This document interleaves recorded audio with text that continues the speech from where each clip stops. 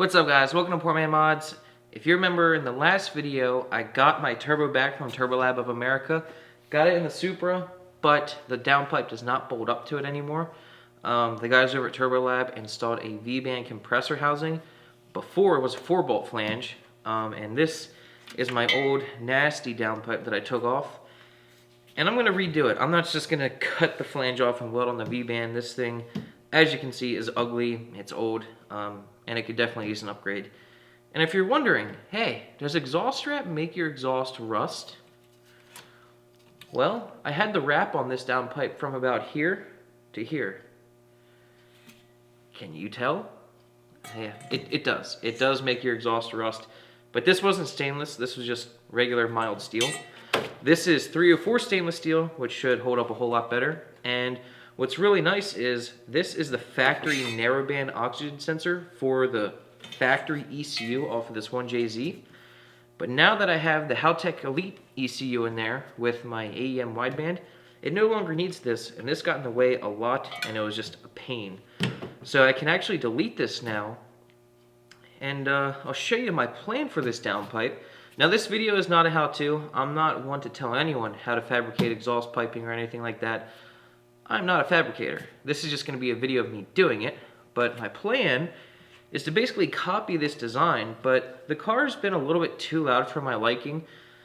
After I got back from Tack, I did install a muffler on the car, but didn't really complete the exhaust, but it was still a little bit too loud, and I wanted to add another muffler, but the ground clearance in this car isn't good, and I didn't want to hurt it anymore, so I'm going to try to incorporate a muffler into the downpipe. This is just a 3-inch straight through, 4-inch in diameter muffler that I'm basically going to try to put basically right there.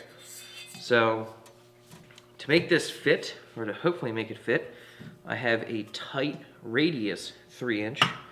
I believe this is probably going to go on the bottom of the car, like on the bottom of the exhaust. If you notice right here, I had to hammer this in because this was hitting the subframe, and I'm hoping that this tight radius will be a little better.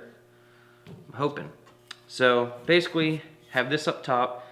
Obviously, I'm gonna have to trim it basically up to here. I'm just gonna be using this angled piece, and then yeah, it'll basically be like that with the muffler in the middle, and I'm gonna weld the V-band flange to it. Turbolab of America did provide me with this flange and the clamp when they gave me the turbo, so that is super helpful.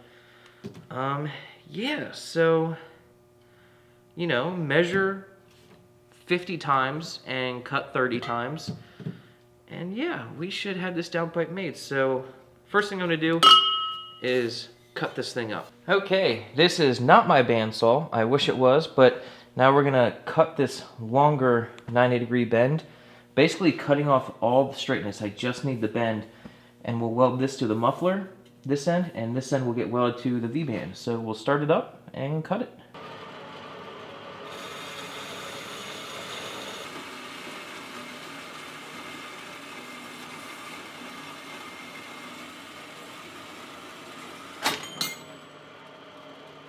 There we go.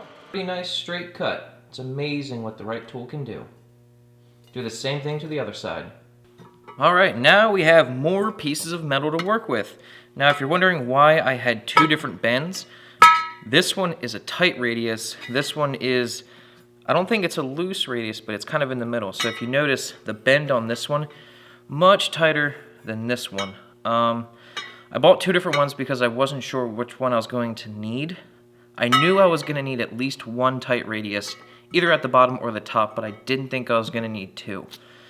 So my plan for right now is to mock up in the car the V-band flange on this pipe and see if I have the right length here or if I need to go to this one, and then we'll tack weld on the V-band flange and then also tack weld the muffler on and see what our clearances are looking like. Alright, so we'll slide the V-band flange onto the pipe. It's a pretty snug fit.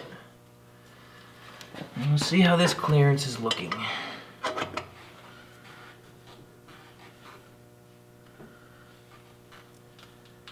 I'd say it's looking alright. Before I tack weld the flange to this pipe, I think I'm going to tape the muffler to here and see what it's going to look like down below, because the wastegate is down there, and I think it's going to cause us some problems. Alright, so I taped the muffler to the bend. That wasn't supposed to happen, but it's okay because I test fitted this before I started filming. So I know that it's looking pretty good. I'm going to tack weld the flange to the bend, and then I think I'm going to tack weld the muffler to the pipe and see how off it is. Yeah! Alright, don't ask me about the specs of what I'm using, like filler wire and tungsten and all that. I should not be one telling you what to do when it comes to welding, especially TIG welding. I've got this taped on still, so I know which side is going to go where, because the bend is not symmetrical. This end is a little longer than that end, so I want it to push the muffler away further rather than pushing it down, if that makes sense. So I need to make sure that I weld the V-band flange to this side.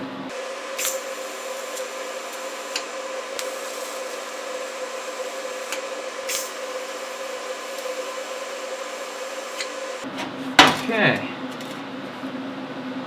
got 3 little tacks on there. That should be good enough. Now I'll tack this on.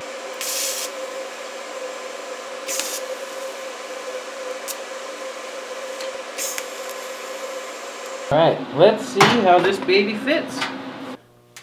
Alright, let's see how it looks.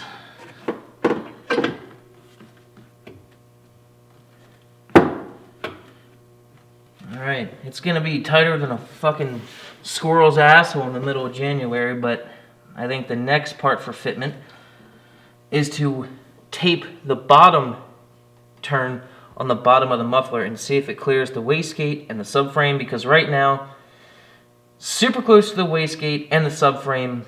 I'm hoping the muffler isn't too long. I might have to somehow shorten this to bring the muffler up, but yeah, we'll see. I'm gonna tape the other 90 to this muffler for fitment. Okay, so I got it taped on. I have it at slight of an angle pointing towards the driver's side of the car. So it's gonna come down and shoot towards the driver's side, because it's gotta go through this hole that's in the subframe. So if this fits on this try, I will shit my pants right here on camera, but it probably won't. It is too tall. So I will have to, I'm gonna have to at least trim this as much as I can. I'm gonna trim off just about an inch of the straight part, but I might have to look at ways of shortening this one or somehow shortening the muffler if it's still too tall. Yeah.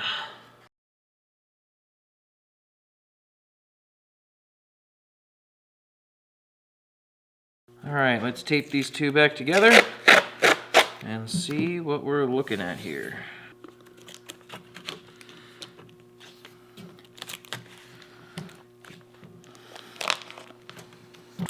Got it going slightly towards the driver's side.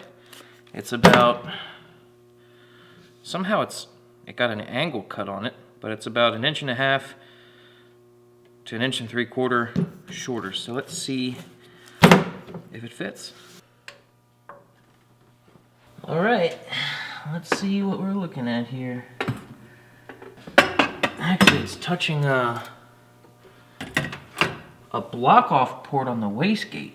So my wastegate's in a really bad spot, but it's hitting this little port on the side of the wastegate. So I think I might take that out and cut it down or something on it. I'll see what I can do. All right, how cool is this? So I pulled out, and it's just an 1/8 inch MPT fitting, and I have one left over from the Nitrous Express kit that we did, and this one will sit flush since it's an Allen head. So that'll give me some clearance. So thank you, Nitrous Express. Your nitrous kit, part of it, went on to the Supra. Hell yeah. So I figured out that in order for this to work, this needs to be about 1 inch to 1.5 inches longer. So because this is hitting the subframe, but if it's further back, it clears. So I need to extend this about 1 inch. I'm just gonna take this piece that we cut off the bottom here, cut the tack welds I did here, weld it on, and extend this out. I got this section welded on. The V-band flange is off, but now it's extended 1.5 inches or so. Now I can figure out where this needs to be, and if I need to trim this, and see if this clears the subframe. It's hitting like right here. So if I bring it back, it clears. That's why I extended this. Please fit, please fit, you SOB. It clears.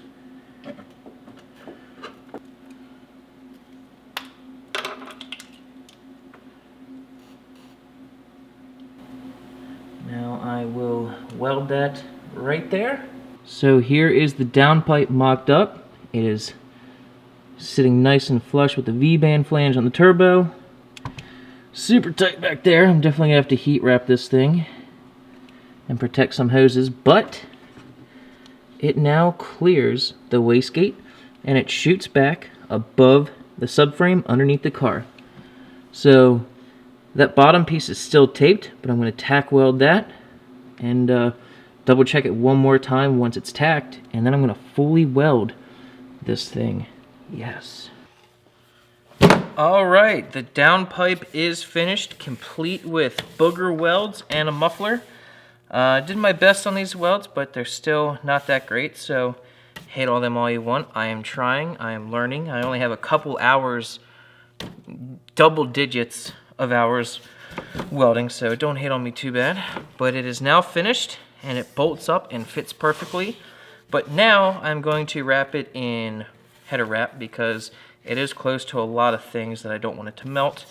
So although it does look nice, it won't look nice for long because, you know, stainless does become gold and it does oxidize a little bit over time. So it won't look like this forever, so I'm going to wrap it in titanium wrap. And once I get it wrapped, we will get it installed onto the car. Okay, so this is somewhat annoying. I unrolled my titanium exhaust wrap, which titanium wrap is my favorite. I don't think it offers any functional benefits over like the normal brown or black. I just like the way it looks. And I had 2 pieces instead of 1 roll. And this is pretty annoying. You know, I didn't want to go out and spend another $25 just to fill this section. This is Poor Man Mods after all.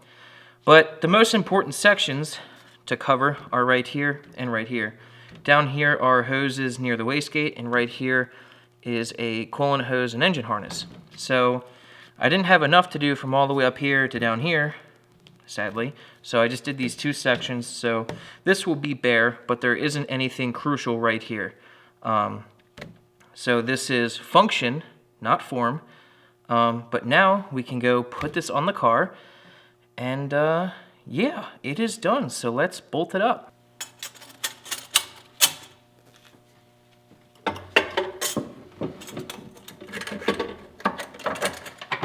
Alrighty, she is installed and done. I am super duper freaking happy, and it doesn't touch anything. It comes close to touching a bunch of things, but it clears everything. Oh, I'm excited. Now I can turn the car on and it won't be stupid loud sounding like a tractor.